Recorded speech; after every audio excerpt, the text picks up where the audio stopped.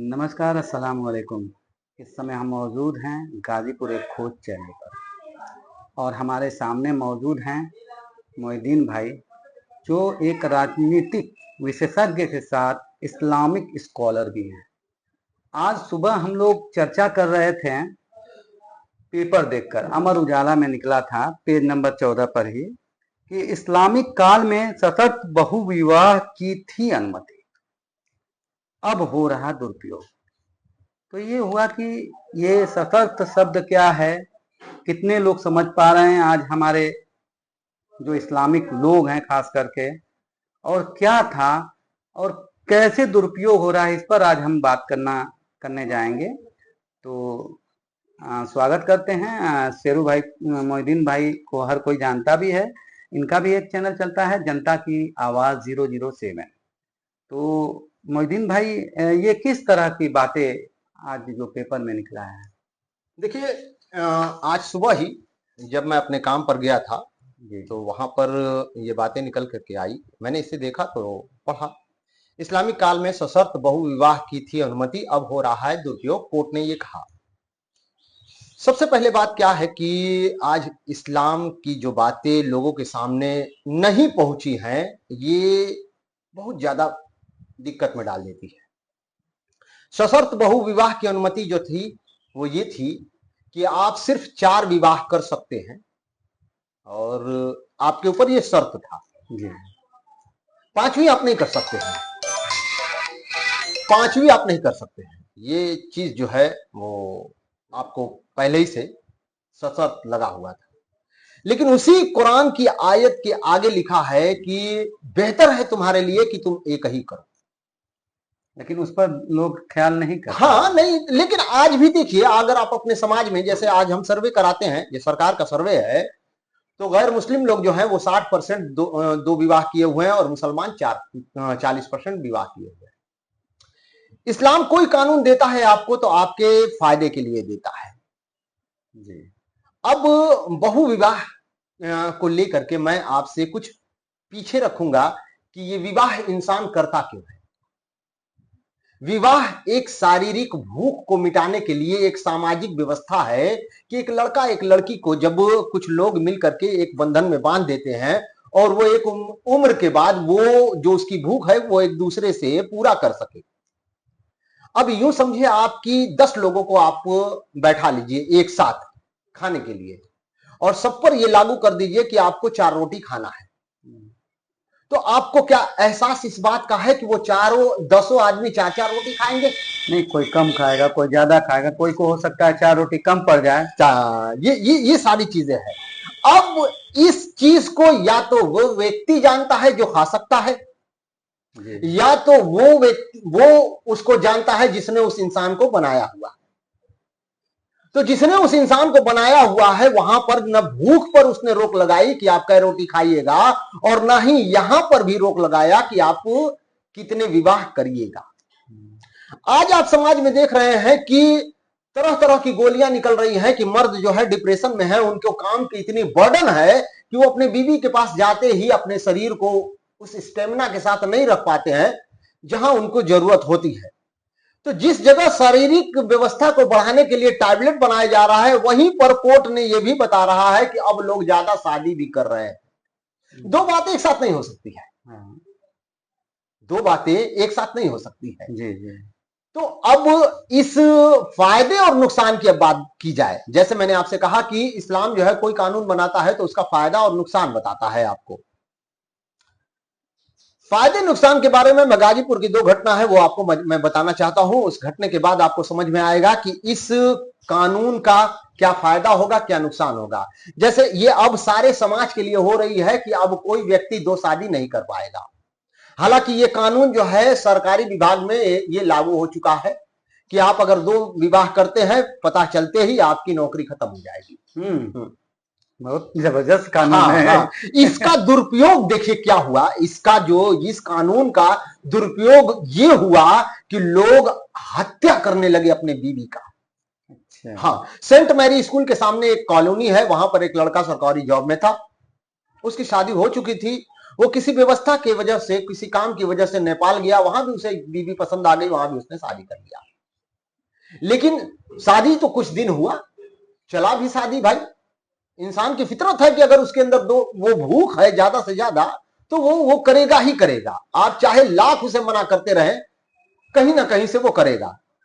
Last में जब ये बहांडा फूटने को हुआ, वो लड़की कही कि अब मैं आपके घर वालों से मिलना चाहती हूं, आपने मुझसे शादी तो कर लिया है, अब मैं चाहती हूं कि मैं अपने घर, आपके घर वालों से मिल करके हमारा सारा व्यवस्था हो जाए कि नहीं मैं आपकी बीवी हूं। हाँ, जो हक है मेरा मिल जाए वो।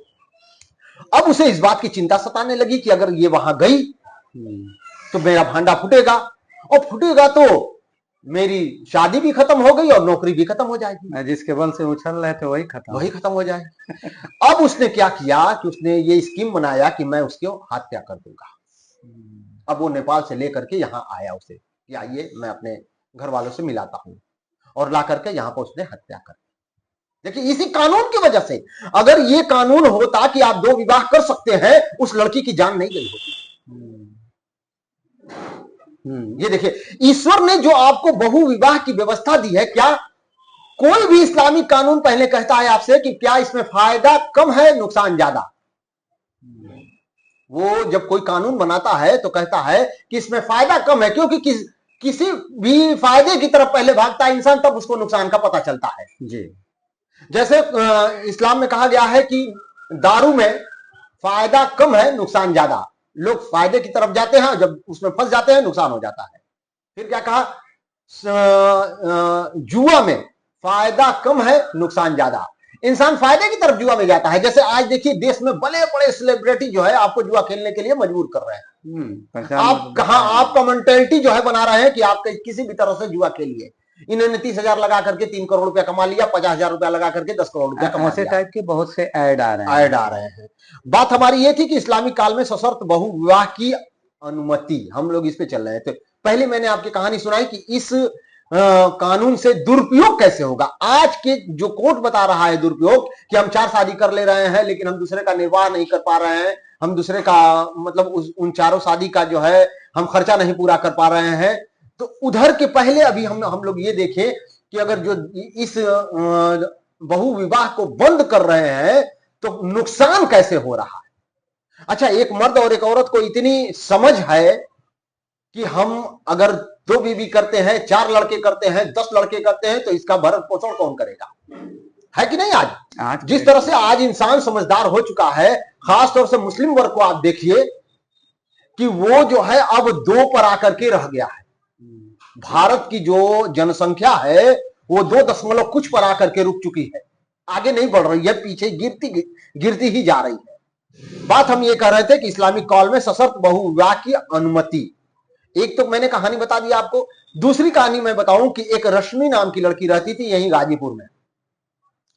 रश्मि लड़की पढ़ने में बहुत तेज थी, उसे आईएएस बनने का शौक था, लेकिन उसके पापा के पास पैसा नहीं था कि वो अपनी पढ़ाई को पूरी कर सके। एक व्यक्ति था यही अफीम फैक्ट्री में, मतलब कद काठी बहुत अच्छा था, उसकी हेल्थ वगैरह बहुत अच्छी थी। उसने इस लड़की को देखा और चूज किया। पता करते करते करते उसने अपनी जो उसकी भूख थी, जो उसका शिकार था, उसने खोज लिया। देखिए, जिस इंसान की भूख होती है वो अपना शिकार ढूंढ लेता है। जैसे आप देखिएगा, एक दारू वाला किसी भी शहर में चला जाए तो वो पूछते पूछते पूछ लेगा कि दारू कहाँ बिकती है। बिहार में बंद है तब भी खरीद लेते। देखिए ये चीज है ना, आपने वहां पे बैन किया हुआ है, लेकिन जरूरत जिसकी है वो पहुंच जाता है। जी। अब वो व्यक्ति उस लड़की को चेक कर लिया और अपनी बीवी से कहा कि जाओ उसे राजी करो। अच्छा। हाँ, क्योंकि बीवी उसकी शारीरिक क्षमता नहीं रहती थी कि अपने शौहर के साथ उस टाइम तक उसका सपोर्ट कर सके। तो उसकी बीवी ने आकर के कहा उस लड़की से कि बहन, बेटी, जो नाम लेकर के भी, मतलब मैं इस उसको नहीं करना चाहता हूं, रिश्तों को नहीं उसमें डालना चाहता हूं। उसने उस लड़की से आकर के कहा कि अगर आप राजी हो तो आप मेरे शौहर के साथ, मेरे पति को, उसको अगर शारीरिक सुख आप देती हो तो आपके पूरी पढ़ाई का मैं खर्चा उठाती। और उसने कहा कि मुझे कुछ दिन का समय दीजिए। वो तैयार तो नहीं हुई, लेकिन कहा कुछ दिन का समय दीजिए।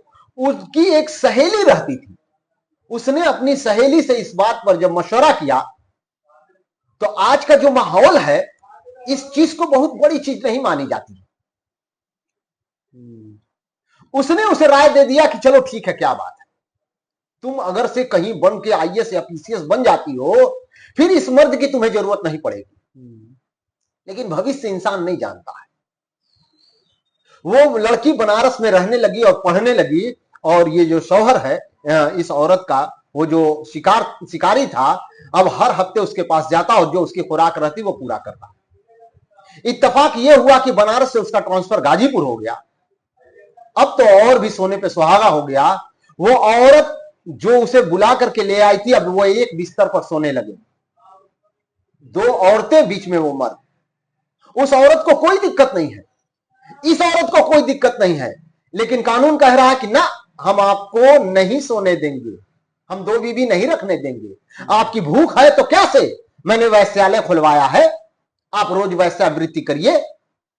सरकार कह रहा है कि मैंने वैश्यालय खुलवाया है, वहां से मुझे टैक्स आता है, मैंने आप ही के लिए तो खुलवाया है।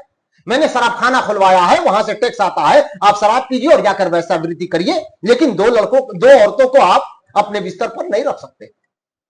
जब वक्त के ऐसे लोग कानून बनाने लगे जिसके पास वो चीज है ही नहीं है, मतलब आप किसी चीज की कानून बना रहे हैं और उस कानून को आप समझ ही नहीं पा रहे हैं। आज अपने देश के प्रधानमंत्री को देखें, अपने देश के मुख्यमंत्री को देखें, अपने देश के विपक्ष को देखें, राहुल गांधी को भी देख लें, वो भी बंदा शादी नहीं किया हुआ है, और ऐसे कानून वो बनाएगा, उसका क्या मतलब हो जाने का उसकी बात को क्या समझ पाएगा? जिस इंसान को दर्द ही नहीं सुई लगने का, वो इंसान क्या जानेगा?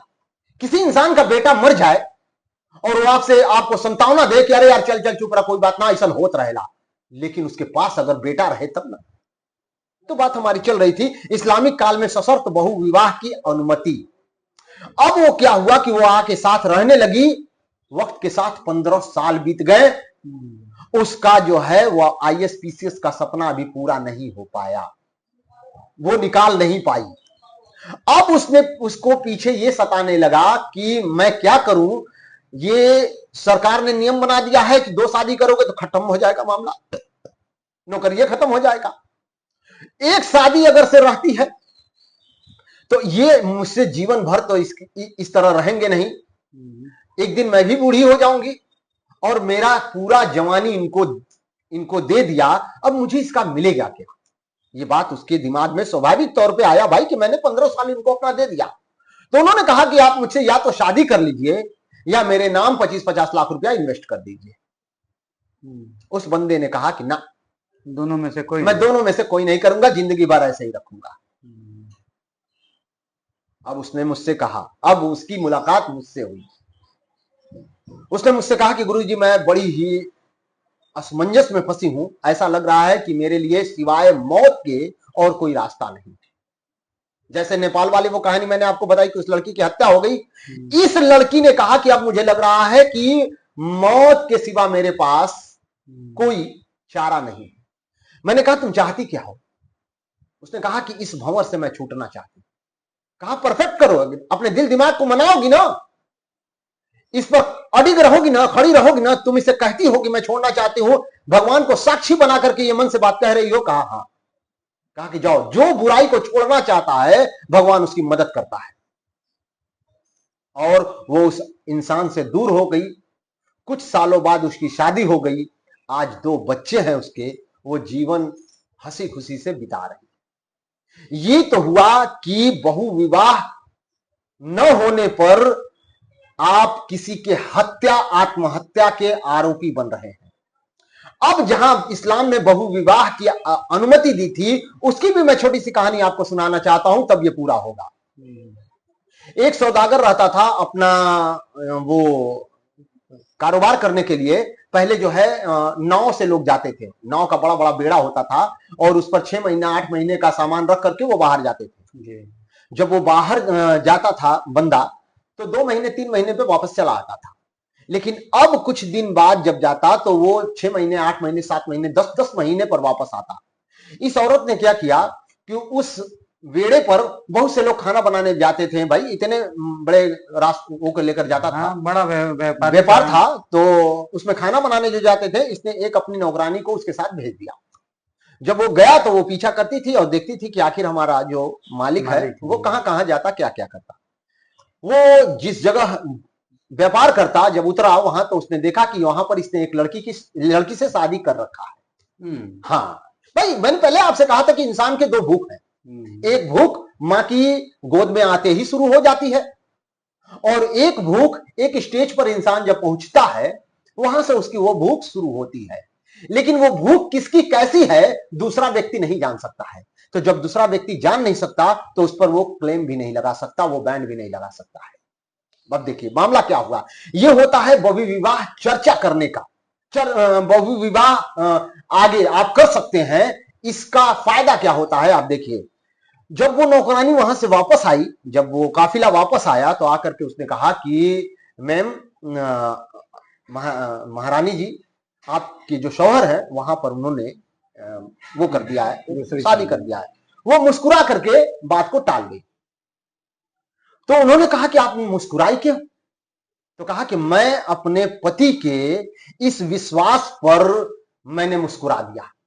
कहा अरे वो तो आपके साथ विश्वासघात किए हैं। कहा कि नहीं, मेरा पति वो सौदागर था कि वो रोज अपने बिस्तर पर एक नई लड़की सुता सकता था। वो अपने बिस्तर पर रोज एक नई लड़की सुता सकता था, लेकिन उसने इस्लाम का कानून नहीं तोड़ा। वहां जाकर के एक लड़की को इज्जत से निकाह किया और फिर उसने अपनी बीवी बनाई। ये बहुविवाह का व्यवस्था होता है, आपको गुनाह करने से रुकाता है। जैसे यहां का जो ये कानून बनेगा तो क्या बता रहा है कि वैश्यावृत्ति करिए जाइए। और वह ये बहुविवाह का कानून क्या बताया कि नहीं, आप इज्जत से किसी लड़की को शादी करिए, और जिस तरह से उसको आपके जायदाद में अधिकार है उस तरह उसको भी अधिकार दीजिए। जिस तरह से उसके बच्चे को आप, इस बच्चे को आप अपना बेटा कह रहे हैं, उसके बच्चे को भी आप बेटा कहिए। आपको पता होना चाहिए कि राजा दशरथ की 3 महारानियां थी। जिस तरह से दिल में राम की क्वालिटी थी, उसी तरह भरत, उसी तरह लक्ष्मण और उसी तरह शत्रुघ्न। जब किसी इंसान का बेटा होता है उसकी क्वालिटी और होती है। क्या आप वैश्यावृत्ति करने जाइएगा, आप वहां बेटा पैदा कर सकते हैं? नहीं कर सकते हैं। तो अब देखिए वहां का मामला क्या हुआ कि एक दिन वक्त बीतता गया और ये लोग, जो सौदागर था बूढ़ा हो गया, और इसकी मृत्यु हो गई। किसकी? सौदागर की। अब इस औरत ने क्या कहा, उस बांदी के हाथ एक लेटर बना करके और सोने के थाल में रख करके कि ये तुम्हारा हिस्सा है, आज आपके शौहर का इंतकाल हो गया है, आप वहां इद्दत गुजारिएगा, ये आपका हिस्सा मैं भेज रही हूं। ये होती है इस्लामिक कानून। जब उस इस्लाम को फॉलो करने वाले पैदा होते हैं। वो बांदी जब उस सोने में रखे